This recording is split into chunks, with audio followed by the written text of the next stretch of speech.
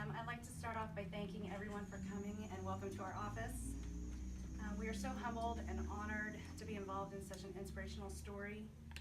We are saddened that the First Lieutenant, Mr. James Garberg, was unable to attend, but we thank him for his service and his sacrifice and commend him on his determination to find next of kin for Mr. Childers' dog tags.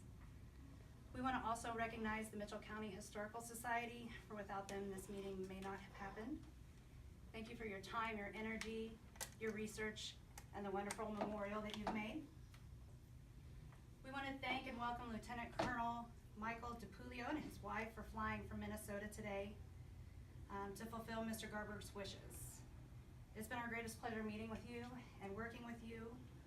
We're truly inspired and humbled by this meeting today. Lieutenant Colonel Michael DePuglio is going to come forward and read a letter that was written by Mr. Garberg, and then he might have additional comments to make. So, Mr. DePuglio, whenever you're ready. Well, good afternoon, everyone. This has been 6 months in the making, and I'm elated and honored that this day is finally here. Thank you for coming today to honor Private First Class Ernest Childers, an American hero who was lost way too early. Again, my name is Lieutenant Colonel Retired Mike DePuglio. I retired from the Army in 2002, and since that time I have served as the Commandant of Cadets at St. Thomas Military Academy in St. Paul, Minnesota. My wife Deb and I are representing Mr. James Garberg, St. Thomas Military Academy class of 1941. Mr. Garberg is one of our most distinguished graduates. In 1943, Mr. Garberg, then Lieutenant Garberg, was the platoon leader of 2nd Platoon, Company K, 32nd Infantry Regiment of the 7th Infantry Division. Mr. Childers, PFC Ernest Childers, was a rifleman in the 1st Squad of that platoon. Please allow me a brief mention of history. The 32nd Infantry Regiment, prior to deployment, trained in Georgia and Louisiana, then headed to California, the National Training Center, and Fort Ord. Mr. Garberg recalled, "We all assumed since we were heading to California that we would be deployed in the Pacific to fight the Japanese. After a few days at sea, the regiment was told they were headed to a desolate island at the tip of the Aleutian Chain in Alaska. The soldiers reasoned since this was U.S. soil, they would be guarding the island. Cold, but they would be safe.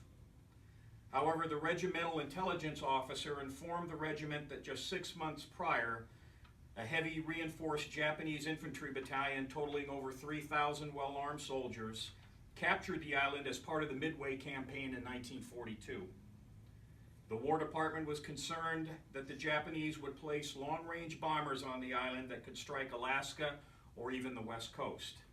Additionally, enemy troops on American soil was unacceptable. After hours of U.S. naval bombardment, Company K 32nd Infantry hit Beach Red on the east side of the island in May 1943. Keep in mind, Attu is a miserable place, always cold, foggy, wet, rocky, mountainous, and a place with no trees. As the unit moved inland, attempting to capture hills overlooking Beach Red, the fog set in. Unable to move to their left or right flank, they slowly moved forward across the snowfield. Suddenly the fog lifted and 2nd Platoon immediately came under automatic and small weapons fire from entrenched Japanese positions. Casualties ensued and the platoon fell back for cover. Several men were hit. After about 20 minutes, the fog returned and Lieutenant Garberg and others crept forward and pulled back the wounded. Again, he returned to the snowfield to check additional missing. He found PFC Ernest Childers and checked his vitals. PFC Childers was killed. Lieutenant Garberg pulled his dog tags from his neck and brought his body back to the American lines. A few days later, Lieutenant Garberg and his men assaulted several Japanese machine gun positions. He himself was severely wounded, and he spent the next 3 years in VA hospitals recovering from his wounds. He would later receive the Distinguished Service Cross for his heroism. Fast forward to 2018. Mr. Garberg is now 96 years old and recently was cleaning out his basement.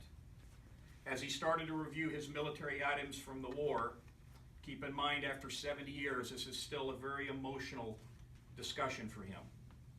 I'm thinking about that too. At the bottom of the box was a small leather pouch. He opened it to find the dog tags of PFC Ernest Childers. He called me and was very emotional, distraught. He tried to remember back to 1943. He had assumed that all of PFC Childers' personal effects were returned to his family, but because of his own wounds and his struggle to survive himself, he had no way of knowing or checking. He asked if I could assist him in locating PFC's Childers' next of kin. Of course I would, absolutely.